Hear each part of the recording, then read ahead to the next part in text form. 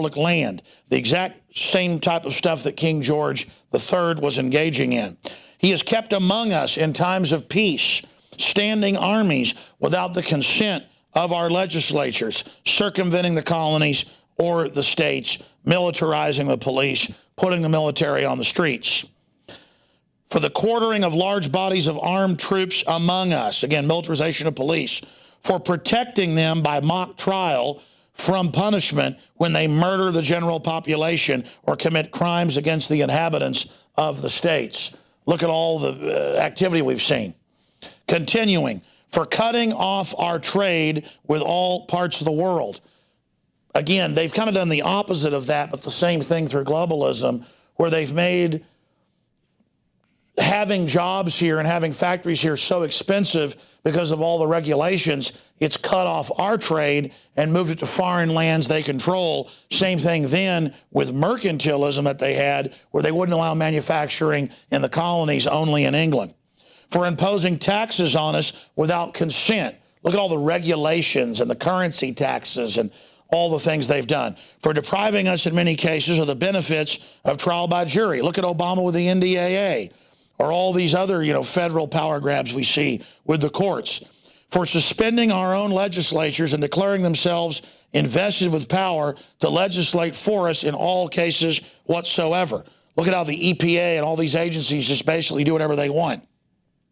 And it goes on to talk about putting mercenary armies in and using our taxes to fund other mercenary armies and wrecking whole countries and destroying whole areas. Look at what they've been funding ISIS to do. Now, that's only skimming the surface of the Declaration of Independence, which again was an impeachment of the King of England in basically a common law court that stood up because the people stood up behind it. There are many parallels there, but nothing, my friends, compared to the parallels in the articles of impeachment that were brought out back on July 27th, 1974, and then the subsequent trial that began to unfold in the Senate, and then Nixon finally stepped down. And I've got to say, I would have been for the impeachment of Nixon. And I was born right when all this was going on. Many of you weren't even born then. This was 40 plus years ago. But if you look at Nixon and what he did compared to Obama, I mean, Obama has gone light years ahead of what Bill Clinton or Richard Nixon ever did. I mean, it is incredible. But this is how countries devolve. This is how things degenerate over time, because the system gets away with more and more until basically anything goes, and then you have a total nightmare, collapse, tyranny on your hands. Now, again, this is long, but I challenge people out there in the media, I challenge citizens and others to go read the articles of impeachment against Nixon in the House of Representatives and then compare it to what's happening today. And it gets worse towards the end. The parallels are incredible. Number 4, that is in Article 1. Interfering or endeavoring to interfere with the conduct of investigations by the Department of Justice of the United States, the Federal Bureau of Investigation, the Office of Watergate Special Prosecutor Force, and congressional committees. I mean, he's blocked all the committees on IRS Gate, Obama has. The Justice Department's run by his mob boss, Eric Holder. They get away with murder. They've been caught with the memos, ordering everything shut down. We have them open and shut.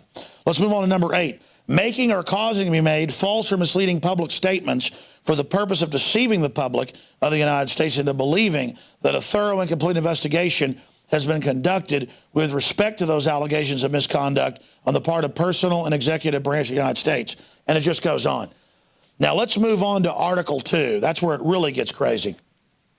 Using the powers of the office of the President of the United States, Richard M. Nixon or Barack Obama, in violation of his constitutional oath, faithfully to execute the office of the President, won't control the borders, runs all these scams, gives heat-seeking missiles to al-Qaeda. To the best of his ability, preserve, protect, and defend the Constitution of the United States, and disregard of his constitutional duty to take care of the laws to be faithfully executed. And then it goes on. Article 2, Section 1. He has acted personally and through his subordinates and agents endeavoring to obtain from the Internal Revenue Service, in violation of the constitutional rights of citizen, confidential information contained in income tax returns for purposes not authorized by law and to cause in violation of the constitutional rights of citizens, income tax audits, or other income tax investigations to be initiated or conducted in a discriminatory manner. MSNBC calls for the whole Tea Party to be arrested. They defend him doing this. Nixon had 100 and something names and didn't even use them. They're using it against hundreds of thousands of Americans, arresting people, making stuff up, shutting down their 501c3 Constitution charities, shutting down pro-life groups, churches, a reign of chilling effect terror. He misused the Federal Bureau of Investigation, the Secret Service, and other executive personnel in violation and disregard, again, to persecute people. It goes through it in Article 2, Section 2. Article 2, Section 3, he has acting personally and through his subordinates and agents in violation of disregard of the constitutional rights of citizens, authorized and permitted to be maintained a secret investigations unit with the office of the president, financed in part by money derived from campaign contributions, which unlawfully utilized the resources of the Central Intelligence Agency, engaged in covert and unlawful activities, and attempted to prejudice the constitutional right of the accused to fair trial, setting people up, running spy operations, using the CIA and the media to plant stories. This is all public now. They don't even hide this now. He has failed to take care of the laws which were faithfully executed by failing to act when he knew or had reason to know that his close subordinates endeavored to impede and frustrate law. See, when his subordinates order the Border Patrol stand down, that's confirmed. That's one of the few things the feds are supposed to do, and it goes through that. Section 5 of Article 2. In disregard of the rule of law, he has knowingly misused the executive power by interfering with agencies and executive branch, including the Federal Bureau of Investigation, Criminal Division, the Office of Watergate, and it goes on to shut down investigations into what he's doing. I understand scoring political points against the liberals, the socialists, the authoritarians that pose as liberals by letting this go on, but there won't be a country anymore. Obama's in office another 2 years. There'll be 1 million, 2 million people a month hitting the Southwest by then. We're already in collapse. The towns are already going bankrupt. They'll be able to declare a civil emergency, you name it. God knows what he'll do by then. There is just no telling. And again, when I say what he'll do, what the establishment's doing with him as their front man. And the truth is, they're using race and using Americans' political correctness to not go after Obama because he's supposedly part African to get all this done. So he's the front man for this whole globalist agenda that is conquering this country right now. You have the Republican and Democratic Party leadership organized together against libertarian rebellion inside the Republican Party, getting a lot of people elected to state and federal office. It's an important movement, and having an impeachment might hurt some Republican gains. But there's already a Republican landslide coming. We need that new Republican landslide coming in to be scared of the American people and not have some new honeymoon with some new Republican president. We need them to know, hey, we will impeach you. We will have your butt arrested. Because that's not enough to just have Obama leave office. Okay? Now, that's my view on this. And I don't see how anybody can disagree with me. We morally cannot let them commit all these crimes and just say, oh, let them do it. It'll make them look real bad. This is completely out of control. And no country has ever survived totally open borders. This is treason. This is treachery by every yardstick. You saw the nightly news earlier with Darren McBreen, and you saw I broke down some of the other issues that are taking place. We're here on the radio 4 hours a day fighting this tyranny, some days 3 hours a day.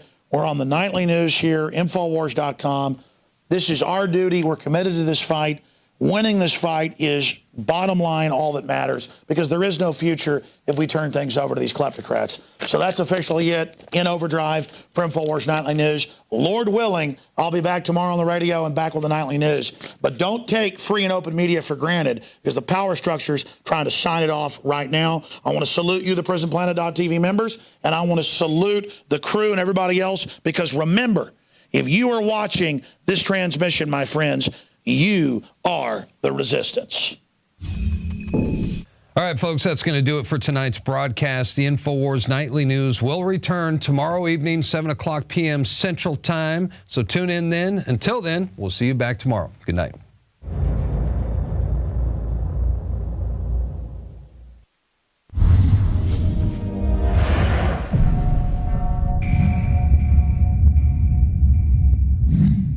Well, Obama is in the neighborhood this week, and rather than visit the border to witness firsthand the crisis that is largely brought on by his failed policies, he is going to be partying it up with people who have paid anywhere from $10,000 to $35,000 to bask in his presence at one of his Democratic fundraisers. Tonight he is in Austin, Texas, visiting the home of Austin-based filmmaker Robert Rodriguez, whose ultra-violent Machete franchise is very pro-illegal immigration.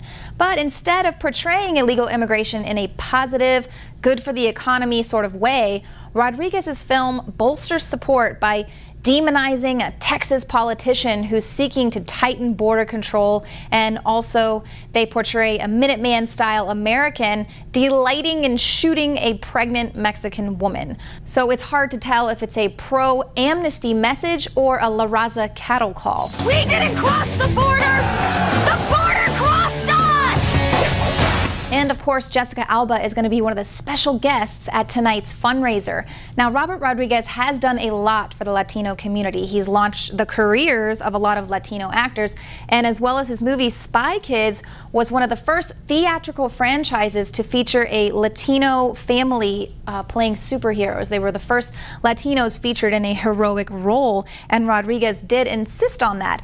Also, Rodriguez is a member of the National Council of La Raza. He's a President's Council donator to La Raza, who of course promotes the race over everything else. And Rodriguez is one of the new minority owners of a television network. His El Rey network is geared towards a Hispanic audience, and he admits that his network, he will use it if the president or the White House calls upon him to use the network to reach out to the Latino voters.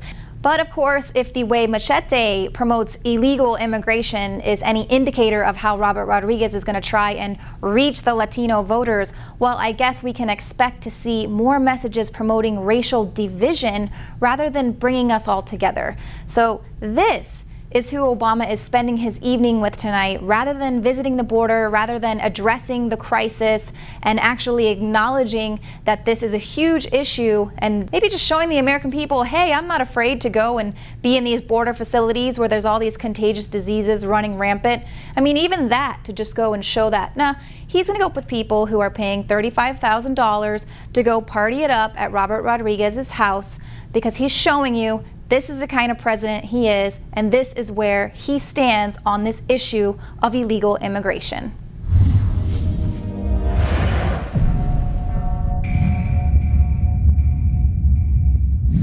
Celebrate the spirit of freedom and liberty upon which our nation was founded at INFOWARSshop.com. Molon Lave is ancient Greek for come and take it. This popular design combines both classic Greek Spartan imagery with modern M16 assault rifles. Now available in women's tees and proudly made in the USA. And now you can protect yourself from corrupt cops with the INFOWARS dash cam. It's your car's black box that records all that the driver sees and hears. And introducing the Block It Pocket. It renders your phone undetectable while protecting your private data and your health. Or take back your privacy and protect your personal information by getting your very own Detractor cell phone pouch. So get incredibly high-quality, freedom-based products and help fund the revolution at INFOWARSshop.com. You are watching the INFOWARS Nightly News, which airs 7 p.m. Central at INFOWARSnews.com. Members can share their passcodes with up to 11 other people, and your support is helping us defend liberty worldwide.